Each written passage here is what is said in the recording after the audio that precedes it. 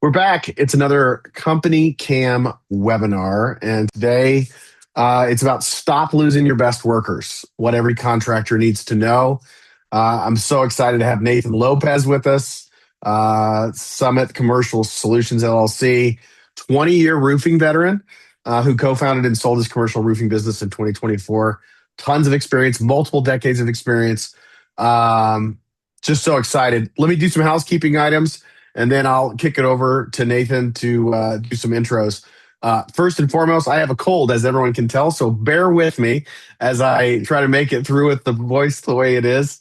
But we want you to participate in this as well and gain as much knowledge as you can and get your questions answered. The best way to do that is down in the webinar chat area. You will see a to button. Make sure it's going to everyone. And to test this out, make sure it goes to everyone and tell us where you're coming in from. City, state, country. Drop that in the chat so we know you're here and that the chat is working properly. For those that are also joining and say, hey, I have to leave early, or what if I missed this or I missed the first part? We are going to be sending out a recording to everybody who signed up for the webinar. So don't worry about that. And I'll repeat that for those that do join us late. We got people coming in from Arizona, Windsor, Colorado, South Dakota, Washington State. Nancy, hello. Houston, Edmonton, Alberta, Canada. Hi, Christian and Company Cam HQ. There's Tyler, Texas. I know where that is, being from Dallas. Twin Cities, very cool. Pennsylvania, this is awesome. Okay, let us get started. So everybody who's in this space, you're good at doing the work, but you're not a human resource pro. So the good thing is we do have somebody in Nathan Lopez who has been kind enough to join us to talk about a lot of this, attracting and hiring and figuring out how to get the best people. So first and foremost, Nathan, how are you? And thank you so much for joining us. Good morning, John. Thank you very much for having me. I'm looking forward to the conversation. Tell us a little bit about your background first, and then we'll get into kind of the agenda and answering questions and hopefully helping some folks. But talk about your journey from the beginning to now. Well, Chucks, so I started actually on a crew. I guess it would be 1990. Worked back then, you were making $7 an hour. So my journey is a little different than a lot, where I actually came from the bottom up. The unique thing about me is I was observant all the way through. So it behooved me later on in my career understanding the thinking from the bottom up. Well, I think a lot of people nowadays are looking from the top down. So Yeah. no, it started on a crew back in the day. Worked my way up. I was blessed to have a couple mentors along the way that helped me go from being in the field to a foreman to a superintendent to an ops manager to ownership. So, yeah, I mean, everything and anything in between that you can do wrong, I've done. So anything I share is from lessons learned the hard way. I always tell my daughter if I ever start a podcast, it would be lessons learned the hard way. So that's what I'm trying to help you not make the mistakes that I made. Yeah, I tell my kids, I'm not smarter than you. I've just done more stupid stuff than you have. So I'm trying to That is help you prevent it. Yeah, that is a exactly. true statement. Yeah. Well, let's start at the beginning. There's a lot of people probably wondering, and I especially notice this as people are trying to scale their business. Like you said, you're coming from the bottom, so you're saying it like, okay, I was that person. I was starting out. I did rise to this position. I am kind of going that way. But for those that are business owners, what has been your experience with like finding labor, quality labor? Did you work with staffing agencies? Do you post the job opportunities? Is there a particular science that you have? I guess start kind of at that beginning of just the attracting and hiring of the talent. Okay, so I guess if you're let's start at your crew level first. Because there's different layers to this, right? Yeah. On the field side, the biggest thing that I found was my best crews and my quality people in the field. If when they knew they were safe and they were in an environment that was going to help them, they were my biggest recruiters. i didn't Oh, really I didn't really have to go out and actively pursue, because my top crews, they wanted to bring their friends, the people that they knew were going to help them succeed. So they were truly my biggest recruiters in the field. and mhm. and and John, I had guys from the super level to the ops manager to ownership level that followed me, that their sons came to work for me, that their nephews came to work for me, because they knew that I was going to treat them right. And that Yeah, so that was big on the field side. And it's really difficult. um the landscape of construction and roofing in general has changed. So having those connections, hmm, ownership a lot of times, there we get so focused with our heads in the books on, whether it's suppliers, manufacturers, we networking, business development. A lot of times we forget to those guys are important also. So as far as the field goes, that was, man, where I had my biggest success. sure. What as I get my video corrected here, what from your perspective, what let's say you don't have a word of mouth situation and you do have something where you need to go find crew members. Because like you said, I think that's a great point of people knowing that, okay, well, if I treat these people right, they're my best, proponents for me, and they're gonna back me up. But if you're in a situation where you're like, I do need skilled workers, and I can't quickly get a word of mouth hire, what are some ways that you've had to go out and find? And we do have a poll question up for folks, like, how are they finding skilled labor? It looks like so far 18% say staffing agency. We got 29% job listings, and then 53%, to your point, of crew bringing friends and contacts. And so people are doing that poll right now, but it looks like the crew bringing in friends and contacts is leading. But aside from that, how else would you go and say, I really need X amount of people for a crew? I don't have them right now. Where do I go find the best possible people I can find? Well, that, and again, if we're talking about labor in the field, that's where your ownership group or your management group, and this goes back to hiring, on that mid level, your supers or your operations manager level. Though, as large as the world is, our community really is small. Um, those your supers and your ops managers, they came up typically the same way I did. So Mm, just trying to have them keep those relationships, nurture those relationships. I think it was 2008.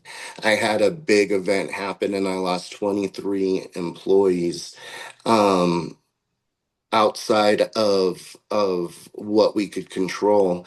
And my supers were the ones that we were like out recruiting everybody we knew, reaching out, just because, again, on the ownership level, a lot of times we're disconnected from those relationships. So mm, that is the biggest key, was for me. Um, my I leaned on my ops and my supers, and then it goes back to a lot of the things where people have the ownership mentality. They want to help everybody. There's so much more into it there, but sure. I leaned on those guys a lot.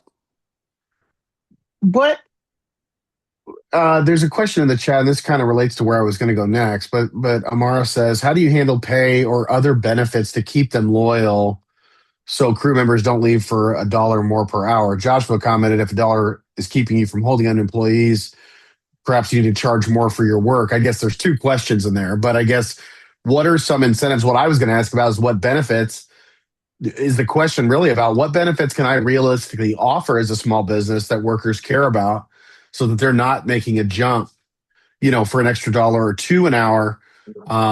What is your perspective on that? I wasn't always the highest payer. I couldn't. As I was starting out small. Again, I started out with $5,000 in the bank. Um, but the difference was They knew when they needed something, I was going to figure out how to take care of them. Eventually, I got to where I was able to offer insurance and match a 401k and all the good things, right? I might not Hmm. have been able to have matched 100%. I think I started out at 25%, worked my way up. The difference was stability. They knew I appreciated them. I always, they knew that I always had their back, whether it was someone in their family needed help.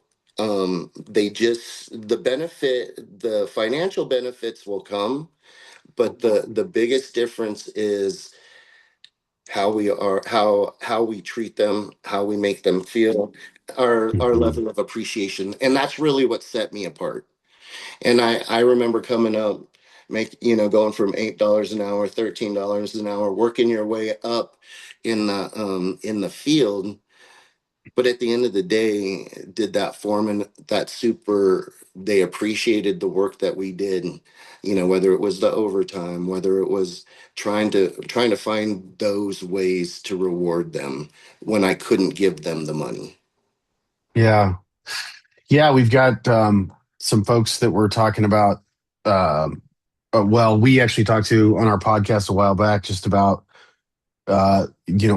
I've heard such an interesting blend of how people have, like you said, it's like I can only afford this, but what else could I give them? And one of them was like, I'm going to withhold for you because you don't understand taxes yet, but at Sure. least I can Sure. give you that perspective. And maybe there's something I can do from a benefit standpoint of let me help you get that first truck, let me go in on this, and Yeah. then you can start to go on that. But it was so interesting in that it wasn't always about like, well, I'm the highest payer. It was how can I set you up for success in your future? And I thought that so interesting that you said that as well. Um, It's funny that you say that because that's one of the biggest keys I've lived by.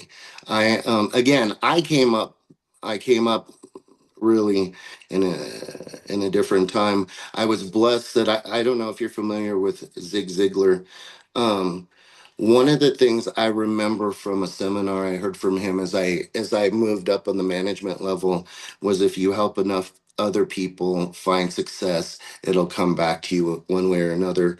And that for me, as I grew on the management side, was key because I couldn't always give them that extra dollar an hour raise, or I couldn't always, but if they knew I was working to help them succeed, they stayed.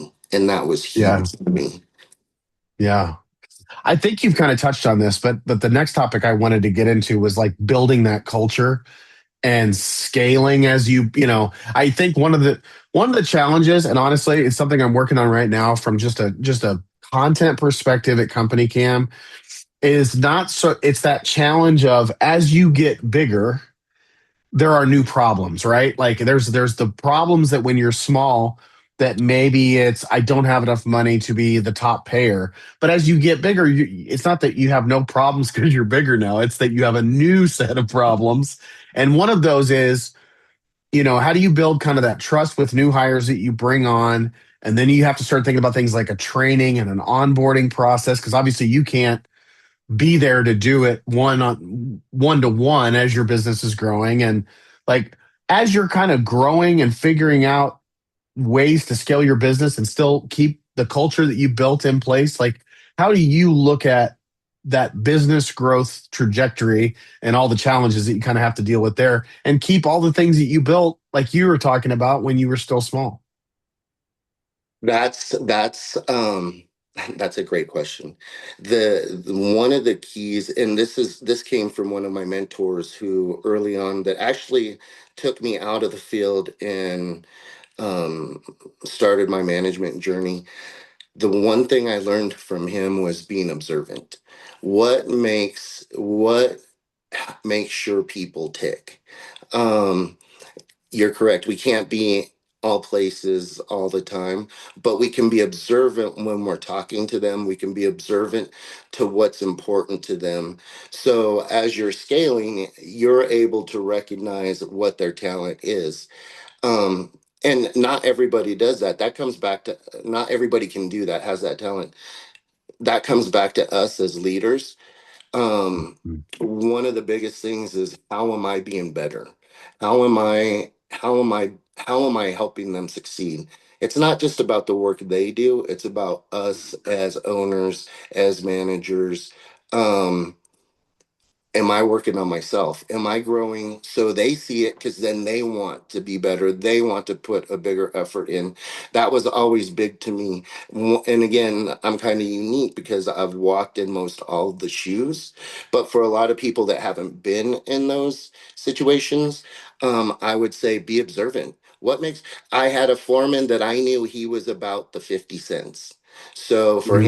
him, his bonus structure, I had to set it up so I knew he was about that 50 cents. I had another foreman that he would come in, bring his wife, his kids in, come sit in my office once every couple months, just visit, catch up. He wanted to know that no matter what, I had his family's best interest at heart. Everybody has a different driving force, and and us as leaders being observant to that is huge.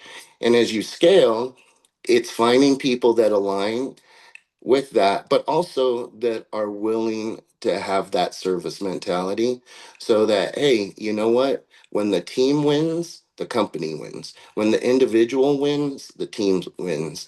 And when it's interesting, because not only did I run my company, after I retired, I traveled, decided to get back into the industry, and I'm like, hey, let me take a job as an account manager. I want to see how some of these. So I went to work as an account manager for $100 million company, and I sat back, and honestly, John, I took notes on what I saw in each individual division, what they did good and what they did bad. And it's fascinating how the things we're talking about, you can see in real time, where Mm. people are struggling, where people aren't hitting their goals. They're setting these KPIs out for them, and they're wondering why these people aren't hitting them. And I always look back, what am I doing to help them? For Yeah. me, when I ran my business, when I sat back and watched these divisions, and it was probably the biggest thing I recognized, is that they weren't working on themselves to be better leaders. Yeah. One of my favorite quotes is from somebody who played college and professional football, but I remember he said to me, he was talking about his relationship with his coach, and I always use it for business too, but it's exactly to your point, and that is, he said, if I know you're for me, then you can be critical of me because I know that you have my best interest in mind. And you have my future, success in mind. And he says, but if I don't think you're for me, I that's your constructive criticism is just, so to your point, it really is impactful because I do think your team knowing that you've got their back and vice versa, and that when you win, we win, and we win, you win, and it's all one big thing. I think that is so important to not lose sight of as you're getting bigger, which, as you know, you can see these huge things happen around you when things are getting and growing and scaling. How do you, when you bring on a new hire for the first time, like how are you establishing that trust right away? Rachel brings up a good point in the chat. She says keeping people is all about finding out what's important to that and specific employee. Some it's money, some it'll be hours, consistency. There isn't a one size fits all solution. So I pose that question to you: when you bring on different folks that all have different, needs and priorities in life, how do you go about kind of shaping things for each of them while at the same time kind of saying, okay, this is our culture as a company and this is the way we treat everybody, even though, we know you're all unique individuals and everybody has different challenges and expectations and priorities. Yeah, that's a challenge for sure. Um, Again, going back to being observant, asking questions. Hey, and not just asking the questions, but actually really listening to the answers is huge. And you're gonna, within the first 60 days, you're gonna know, especially if you are a good leader and asking those questions. Um, And then again, there's no bad teams, there's only bad leaders or coaches. Um, how do I direct them to learn? How do I help them so they find the success? And through that process, they're going to recognize that you're making the effort. Hmm. I mean, good employees aren't going to bad companies, right? They want to be somewhere. We all want to be a part of a unit or a team that is going to help them succeed. And they're going to recognize quickly if you're really helping them or if you're throwing them to the wolves and what your intent is. So Yeah. so to that point, it's really giving them the support that they need. Yeah. In your experience, has there been a difference when you're hiring employees and kind of building that culture for a business that does mostly residential versus commercial work? Or is it really a one size fits all because, you're still kind of culture building regardless of the work you're doing? I guess how different how different is that strategy to make sure that, with who you hire and the type of employees and the culture you're building in residential versus is it a big difference for commercial work? Oh, I mean, culture is a whole nother conversation, right? We're talking about on the roofing side, commercial is 100% different than the residential market. You're And right.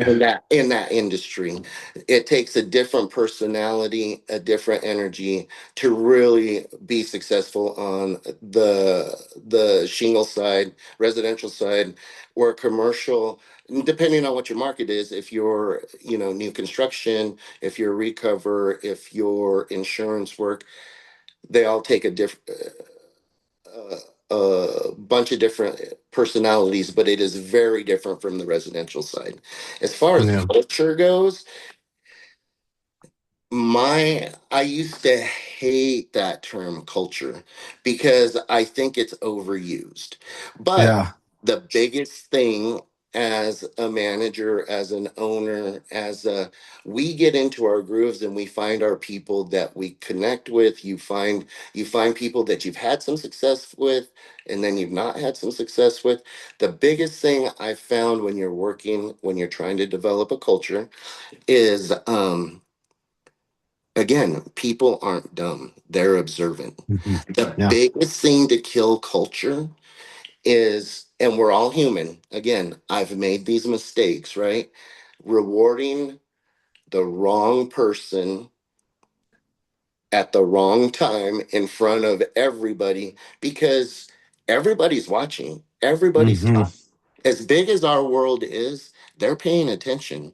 If Hmm. you're if you're rewarding someone because they've been with you for a long time, but everybody sees what they're actually doing or they aren't actually doing, that is the biggest killer of your culture. No matter what you do, no matter what team building events you do, no matter what, it's going to undermine everything you do. And that's one of the lessons that I learned over the years. And one of my mentors um, helped me to see that I, was doing wrong. Because you do have people that have stuck with you for a long time, and sometimes you just want to reward them because they stuck. But Sure. when other people see it, it affects that culture. That's a great point. That is such a great point. Um, so Corey had asked this, and this dovetails to our next question, but he was asking what's better, hourly or performance pay commission? How do you structure pay, bonuses, incentives? Um, I'll just open the floor to you on pay in general to kind of touch on both points. But I guess what is the hourly pay versus kind of a commission? And then how do you prefer to structure kind of those incentives for your employees? So I guess my question would be, what's his market? Hmm. Because that has an impact on it. For me, I was 75% commercial, the rest service and residential. Um, that's a tough one because I believe the industry has shifted so much with private equity buying out so many of the small companies. Hmm. Um, back in the early and mid 2000s, it was hourly plus bonus structure. And I loved that because it really made my foreman and my crews have an ownership mentality to whatever project they were on. Of course, I was doing longer duration projects. So when they were making an extra 10 grand a quarter in bonuses, it gave them a different incentive. So that helped. Again, that goes back to your recruitment, that goes back to everything, right? They were like, hey, I want the best crews, I want the best Mhm. teams. But you have to be transparent, because nowadays, or as I learned later in life, and I've watched other companies along the way, if you're not transparent and you're not working with them and you're not rewarding them the way you said you would, it Yeah. affects it quick. And I think in our market nowadays, it's a challenge because it's all about the EBITDA, right? It's all about the P&L.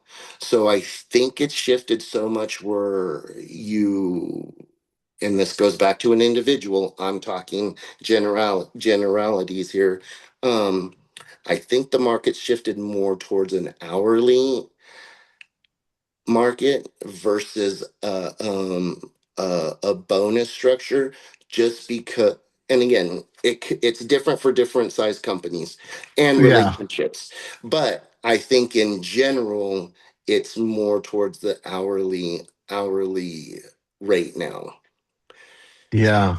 And it's unfortunate because then it's hard to get the buy-in, because the buy-in and the ownership mentality from your crews, from your project managers, from your project coordinators is huge. When you have that, I'm telling you, I'm one person. I couldn't do it all. I my gift was I was good at putting the right people in the right place to succeed and helping them succeed and then rewarding them. I could never have done it by myself. I'm I always have the insecurity of someone coming up through the field. My gift was helping my people succeed. Yeah. And it's just shifted. The market has just shifted so much, and that ownership mentality is so huge from your people. If you have that, you're not going to lose. Yeah. Tracy brought up an interesting question. She said, "How important to new recruits is having software in place to make their lives easier? So, CompanyCam or a CRM like House Call Pro, or like, like, is that a benefit you can use and say, well, okay, we here do this in this software to hopefully save time and save you trying to be in 90 different places at once, or a better CRM, obviously from just a business and a sales standpoint. Is that something that you've ever used as incentive if somebody, there's somebody you really want to hire? Do they look at that as, oh, well, I'd like to go there because it seems like they're on kind of, on the up and up in terms of software that will make my job easier and help me succeed and help all of us succeed?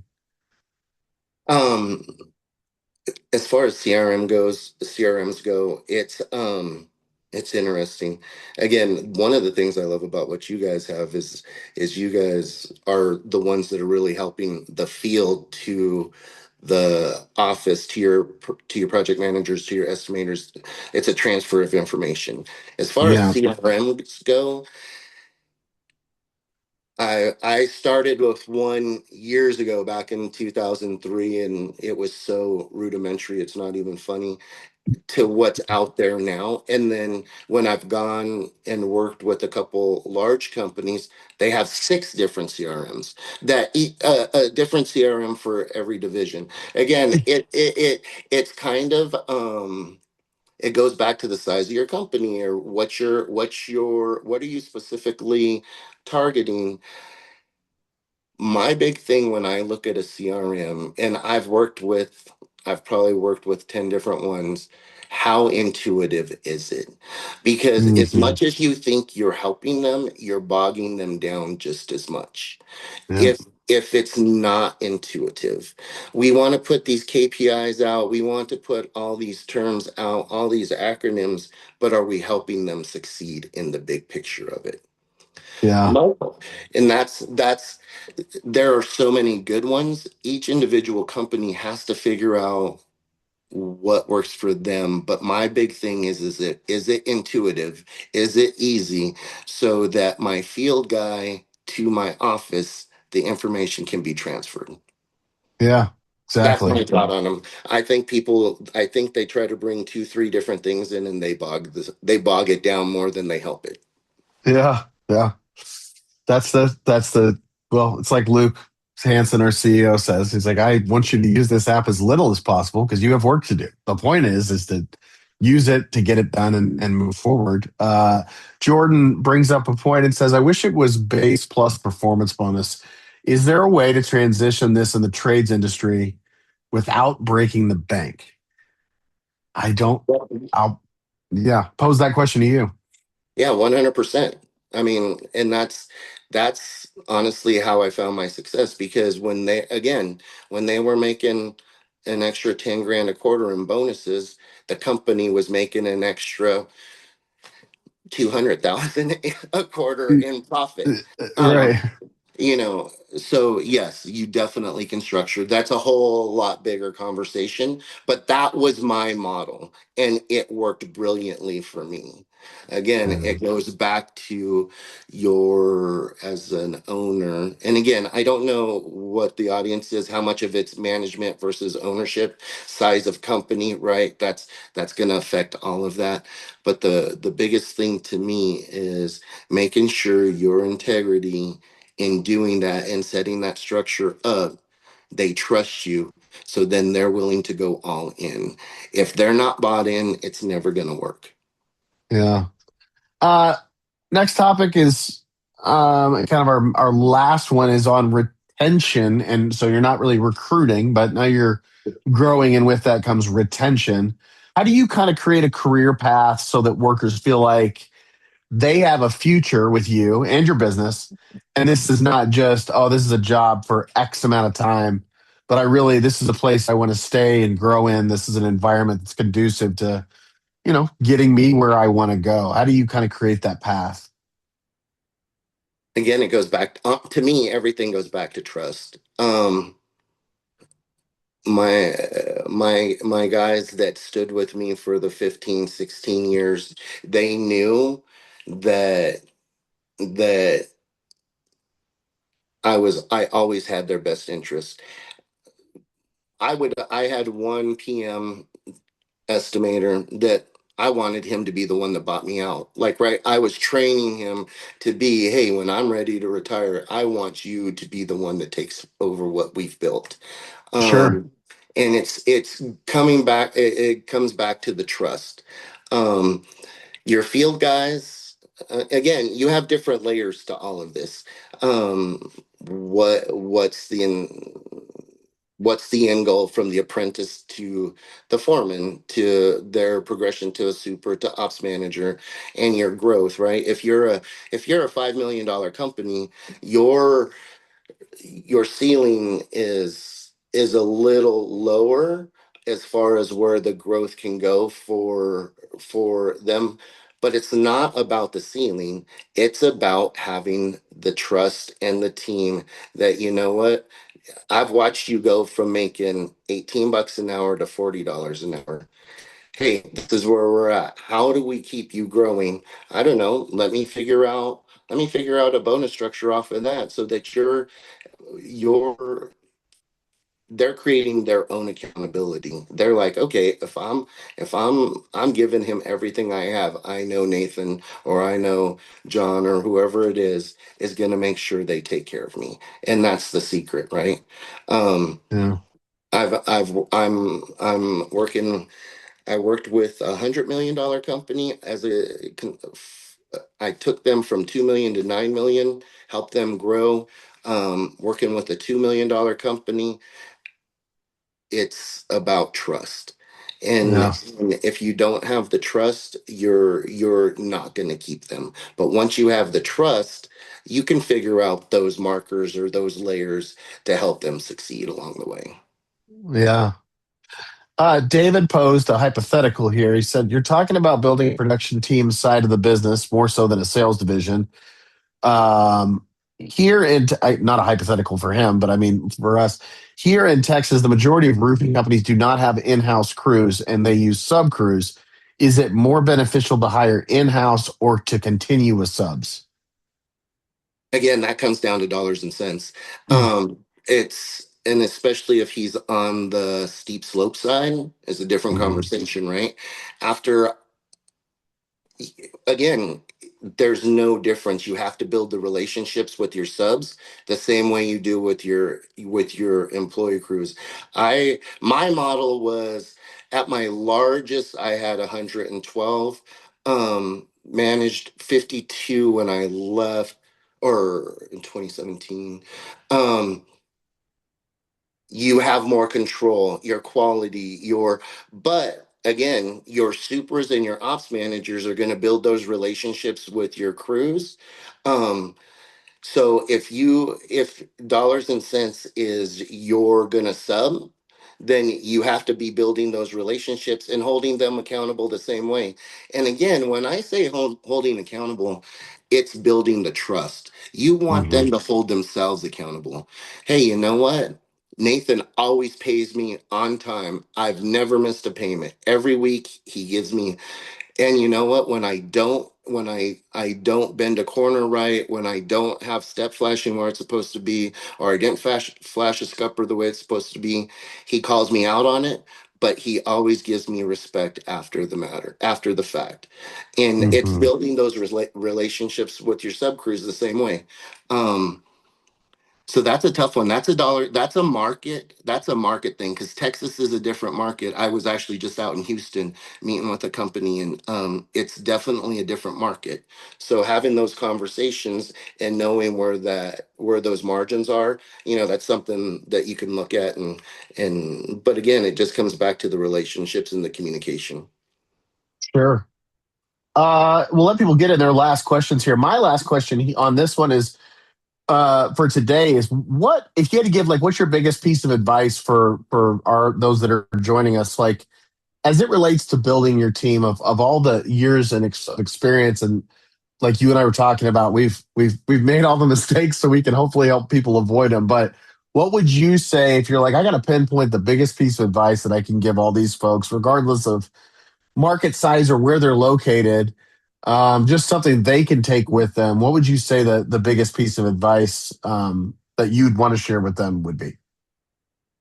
Are you we referring to? I mean, that's a that's a broad question. It, Something specific as far as employees, as far as hiring. That's kind of what sure. we're talking about. Um, Yeah. be observant.